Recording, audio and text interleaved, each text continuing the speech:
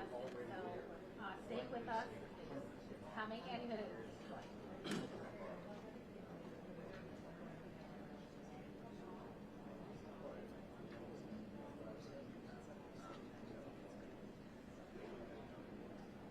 Yeah, so it's not uncommon for Dayton police to have officers in the ordinance such as a lot of people live in bars, a lot of restaurants. So once the first shot was fired, the mayor's saying that the law enforcement responded in less than a minute.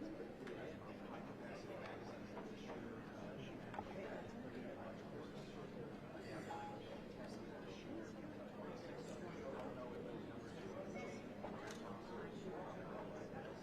Okay, the mayor is just now walking in, so I would assume it will start soon.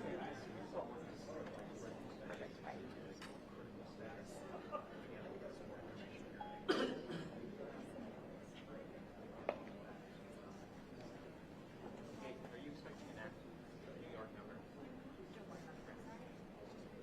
So we are in the Dayton Convention Center. That's kind of been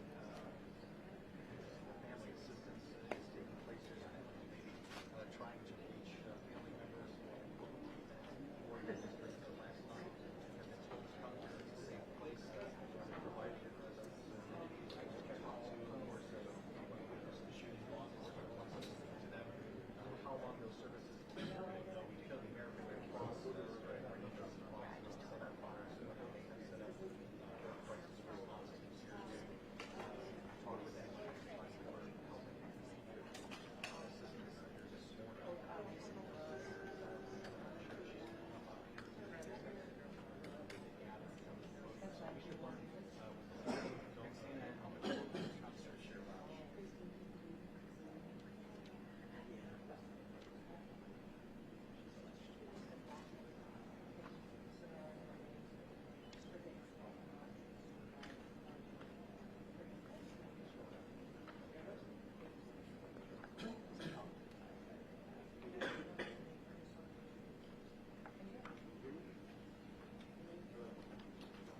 It has. It's been a long summer here with the tornado outbreak on Memorial Day. And of course, systems are rally here a few months ago.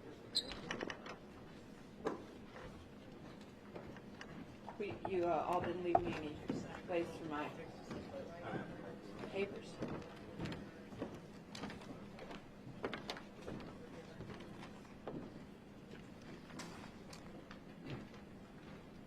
All right.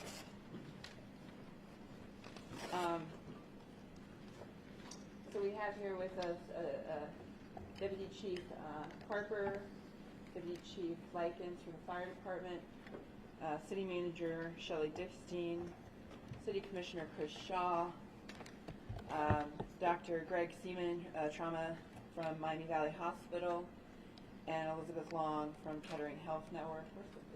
He's on the other. Oh, I'm sorry, Pastor, I couldn't see you. Pastor Richard Burks from Police and Community Together are packed. So I'm going to repeat some of the things I said this morning just to give some information. At 107 this morning, this event occurred in our historic Oregon district. The suspect was wearing body armor and used an AK-like gun assault rifle, .223 caliber with high-capacity magazines, and he had additional magazines with him as well. We had 10 fatalities, including the shooter. That number is still the same from this morning. We have had, the hospitals have had 27 people treated and 15 discharged as of 10 o'clock this morning. In less than 1 minute, Dayton first responders neutralized the shooter. I'm just still completely amazed at the heroic nature of our police department, where they did a first aid, stopped a shooter with under a minute, and so we're grateful for their service. If you are a family or friend of a victim and have questions, you can call 937-333-8430 or come to the convention center. And if you have any information on the incident, as this incident is ongoing, please call 937-225-6217. We are grateful for all of the supporters and folks helping us from the American Red Cross, GADAHA, the FBI, ATF, etc. The Community Blood Bank is supporting the hospitals, and we are working with them to set up a blood donation opportunities. We will have more information about that in the coming hours. At 8 p.m. tonight, the community will hold a vigil for the families and those that have lost their life. We'll have a location for you again in the coming hours. The Oregon District will be open coming this afternoon in the early afternoon.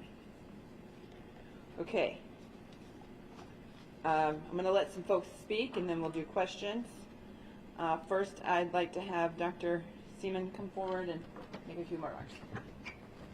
Thank you, Mayor Whaley. Again, I'm Dr. Greg Seaman. I'm a trauma surgeon at Miami Valley Hospital, which is the Level 1 trauma center for the greater Dayton region. Our facility activated our mass casualty incident plan around 1:30 a.m. this morning in association with the mass casualty incident here in downtown Dayton. That mobilized our entire team. Our facility received a total of 16 patients, of which 12 have already been treated and released. We do have a total of 4 patients that are currently admitted, and 1 remains in critical condition. Some of those patients have undergone or will undergo surgery later today. We are continuing to support many families who are arriving at our facility, and our thoughts and prayers are certainly with all of those families. We've worked in conjunction with other facilities in the area to identify, treat, and communicate information in a timely manner to these families. Thank you. All right, next we'll have Elizabeth Long, who's from Kettering Health Network.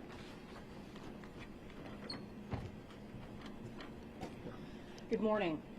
Kettering Health Network is a health system with 9 hospitals. We received patients at 3 of our 9 hospitals. Grandview Medical Center, which is in Dayton, received the most. We had 9 people treated. 7 were brought in by squad and 2 walked in. Of those 9 patients, 3 are in serious condition, 3 are in fair condition, and 3 were treated and then discharged. 2 were taken to surgery immediately. 1 person is still being considered for surgery. The injuries ranged from gunshot wounds to the lower extremities to abdominal wounds. 1 person came in for a laceration to a foot that happened during the chaos right after that incident. At Kettering Medical Center, our flagship hospital, 1 person was brought in and is in serious condition, and at Soin Medical Center, 2 people were brought in and were treated and then released. We want to commend our hospital staff, all the way from our ER physicians and nurses and technicians to the people who came in right away when we called the code yellow, alerting people that we needed backup. We just want to commend them for the great job they did. Also commending City of Dayton Police and first responders. So we know they're on the first line, and they're the first line of treatment for people coming in. So we just wanted to commend them for a job well done. Thank you, Elizabeth. Next, we have an organization that we work with when we have incidents called Police and Community Together, or clergy, I'm sorry, thank you. Police and Clergy Together. Hey, Pastor, I'm having a hard time. Your prayers, please. And so we'd like to have Pastor Burks come forward and say a few words about the clergy's perspective. Thank you, Mayor. First, we just want to say, as already been stated, our prayers and thoughts are with all the victims and their families. Second, we do want to just really acknowledge the police department, Dayton Police Department, their quick response. We're very thankful for that, and first responders. On behalf of PAC, we just want to let the community know that we've been here from the start. We've been counseling family members. We have a variety of resources. We are here and we will remain here. So we just want to let you know that this is a community effort, and we're doing everything we can to help out in a situation like this. Thank you, Pastor. Okay, guys, questions? Yes. Oregon district will be open today, and what capacity business as usual, or? Well, certainly it's a Sunday, so some of the businesses are typically, some of them take Sunday and Monday off because it's mostly local, but it's up to each business if they want to open. The street will be open this afternoon. What do you say to folks who might be hesitant to go back down to the Oregon district? Look, the Oregon District is one of the safest places in the whole region. These senseless acts of violence that occur have been happening any place. And I don't mean to scare people, but frankly, I mean, we're at a situation now in our country that you're really, these are so random. There's no place that, you could say, oh, I just don't want to ever go anywhere. So as far as the safety of the district, it's one of the safest places in the whole region. Is anyone that's still in the hospital considered life-threatening? I don't think we have that information yet. As we get more updates, we'll continue to update you. Mayor, now that What can this you is tell us about the initial confrontation? Were there some security members from some businesses in the Oregon district who actually either recognized the shooter or noticed something out of place and went out and confronted the shooter before he could get in those businesses? We don't have any of that information to report on yet at this time. As we continue to get information about the shooting, we will certainly tell you, but we don't have any of that information yet. Have Mayor? you personally been able to talk to the victims' families today? I have not. We've had folks that have been reaching out to victims as they've come in, and I plan on meeting with those that are able. I mean, they're going through a very difficult time in the coming hours. Have all the victims' families been notified about? Do we know that? We don't know that for certain. We're in the process of that. now that this has sunk in a bit, what are your thoughts personally? Look, I mean, Dayton has gone through a really tough year. 3 months ago, early in the morning, the day after Memorial Day, I think we had not quite this many cameras, but a discussion about 14 tornadoes that ravaged our city. And now to, be awakened in the middle of the night to a mass shooting and the 250th shooting in our country this year happening in Dayton. What really goes through my mind is one seems completely preventable, and I just question, when is enough enough? And so, as we're continuing to do everything we can for the victims, for our community, for families, that's where our focus is, and it will continue to be there. And I continue to be amazed about the grit and resiliency of this community, the challenge that it has taken on just in the past few months, and the love and support that comes from people is something that keeps me going as mayor and makes me so proud to do this work. You must never think that it's going to happen here, Can you tell though. us how many shots were fired in the Oregon district? And can you tell us what end did the shooter come in? Was it from Patterson or from Wayne? Just stand next to me. Hi, I can, at some point, we'll be able to tell you exactly how many shots were fired by officers and exactly how many shots were fired by the suspect, but I can't give you that information just yet. There were multiple rounds. About the direction. Have you walked in, drove in? Yeah, we'll get to more details at a later conference, but for this conference, I can't release that just yet. Mayor, We're still from the early in the police investigation. about this, has he reached out to you? What about the shooter himself? Where he's from? Have you identified he's from Dayton or Miami Valley? We have identified the suspect, and we will get that information to you soon. We're in our investigative process, and that takes precedence. We understand that the public wants to know who this person is, and that will be released. And obviously, we're working very hard to give the public an answer as to what the motivation might have been for this man. There's quite a bit of chatter about an accomplice. Did you guys hear anything about that, or did you investigate a second shooter? We're investigating all information, all leads, and we'll go where the evidence takes us. At this point, we're aware of one shooter. How many guns did you call it? AK style weapon? Is it one automatic, semi, bump stop? Was there more than one gun? We'll get more of that information to you. I can tell you, like the mayor said earlier, this is This is a 223 rifle with a high capacity magazine and extra magazines on this person. There are other events happening tonight in this area. Is it considered safe to come to those homes? Yes, of course. You know, we just like we have police support quickly in the district. We'll continue to have folks around. And look, you know, we're pleased. We know the community wants to come together. So for this 8 p.m. vigil, we know we'll have that site coming. There was about, I was in the Oregon district at Peppers Friday. There's probably. What were you doing there? There were probably 8 officers in and around Ned Peppers. How many officers were there the same amount of officers last night as there was Friday? You should just stay by me. I will.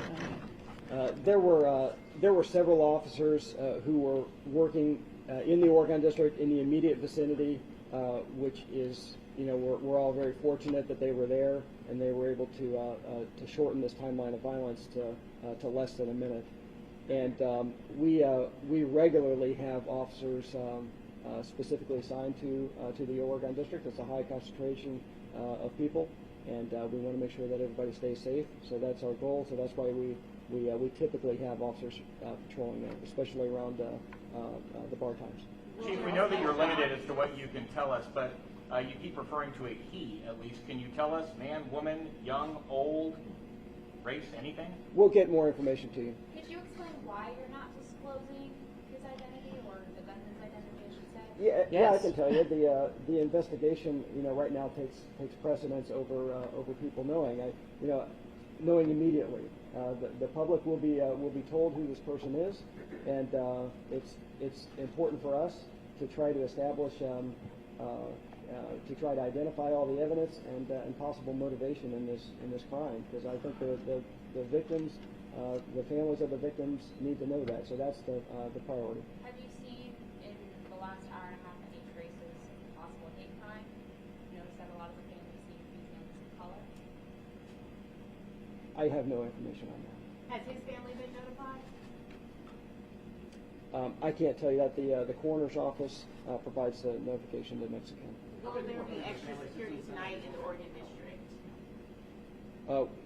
There's always security in the Oregon district. Can we have the man from Miami Valley back up there? I'm sorry? How many people come to the Family Assistance Center here, and what kind of assistance are they getting? I don't have a count on the number of people that have come. We've had a pretty steady group of folks coming in and out, and of course, as families are notified, we immediately make sure that they have the support that we can offer with coping and other issues, but also have to have a victim advocate for each family is put in place as well. Oh yes, I'm sorry, and thank you. And police and clergy together and PACT have been at every single one of these as well. What is it you want the world to know, because we're on the forefront right now along with Ohio, Texas, about the... Well, I think the most important thing for people to know is what a resilient and gritty city we are, and I use those terms affectionately.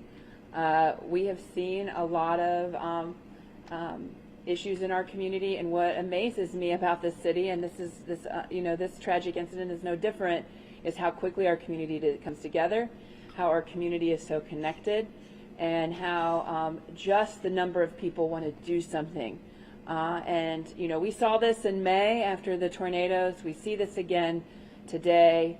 And then I think the other thing, I think I'm at over 50 mayors across the country who have reached out, because sadly this isn't something that only the city of Dayton has experienced. And what's really shocking to me is just the number of people that have personal experience of this going on in their communities, and it's sad to me that now Dayton is one of those communities as well. Mayor Whaley, have you talked to the president, or have you seen the tweet that he released concerning this? I did see the tweet, and the press, I think the White House office has called us. Correct? Yes, the White House office has called my cell phone. I was on another call at the time, but we have talked to the White House but not the president specifically. I've talked to Senator Brown and Governor DeWine as well. Oh, I'm sorry, and I'm sorry. Thank you, Shelley. And Representative Turner has called me as well. Are you aware this is like a copycat from Saturday? I can't speculate on that, frankly. We'll have more information in the coming hours, and we'll, I don't want to speculate on any of that. Is the shooter from Dayton, from the Dayton area? I can't really communicate on that until we have a name for you guys. Can we have the doctor back up real quick? I do have one question about the shooting scene, if I could do that. Yes, you're like becoming a regular reporter for Dayton. Yeah. It's good to see you. Were the fatalities all on the streets, on the sidewalk? Were there any fatalities in a club? Can you clarify that? Yeah, I can tell you all the fatalities were outside. Okay. And injuries? I can't speak to that just yet. On the scene, it appeared that the evidence markers were kind of flowing down the street, pretty 30 yards from each other. I mean, can you clarify if you guys see things going from bar to bar, or if there was a targeted place at all? We can't really comment on any of that right now. Yeah, we will be able to let you know. Just that won't be right now. Well, the shooting's been said to be outside of Dead Peppers. Is that accurate? That it was outside of Dead Peppers? It's in the Oregon District outside. Do we have a timeline for the next press conference, or will we learn more about the investigation from police? Sure. So our next press conference will be at 1 p.m. And we can't tell you what we're going to say. We try to learn as much as we can. We try to tell you at that time. So at 1 p.m. today. Just a real quick on law enforcement and Dayton Police Departments, what are they handling? Is this an all-call situation for the department? Is it, you guys have done a lot of the initial work and now the federal investigators handle it? What's kind of how are the tasks being handled out? And forgive me, I didn't catch the first part of that question. I will say this: the Dayton Police Department is conducting the investigation. We've had a lot of assistance from outside resources. FBI has been here from very soon after the incident occurred, and they've assisted with the investigation. So there are a lot of resources that other agencies and organizations have provided, and that will all be included in this investigation. I can also add that after the 1 o'clock, we are confident we'll have a news briefing at 3 o'clock where we can provide a little bit more information as far as the investigation goes. It may not be all the answers just yet, but we'll try to get as many to you as we can. And I did want to thank all of the other agencies who responded. This is a mutual aid event when something like this happens. So we had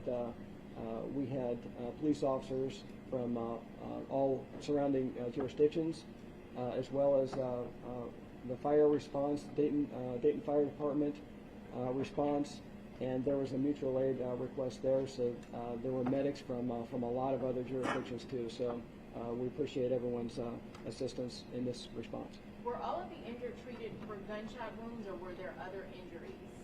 We can't really talk about that right now. So gave you the numbers about how many were injured and how many have been discharged. We could have the man up from Miami Valley real quick. Yes. That'd be great. Thank you. So can you talk about what you were treating at Miami Valley? The person from Kettering was able to talk about what types of injuries they were treating. We treated a combination of gunshot wounds as well as injuries from people who were fleeing the scene. That's all the information I can give you at this time. Can you tell us anything about the gunshot wounds? Multiple gunshot wounds per person, upper body, anything? Some victims did sustain multiple gunshot wounds. That's all the information I can give at this time. Again, for anybody, it looks like most of the victims were relatively black, whereas most of the victims were black. Can you say that? I can't speak to that. I'm sorry. Anybody, police, native,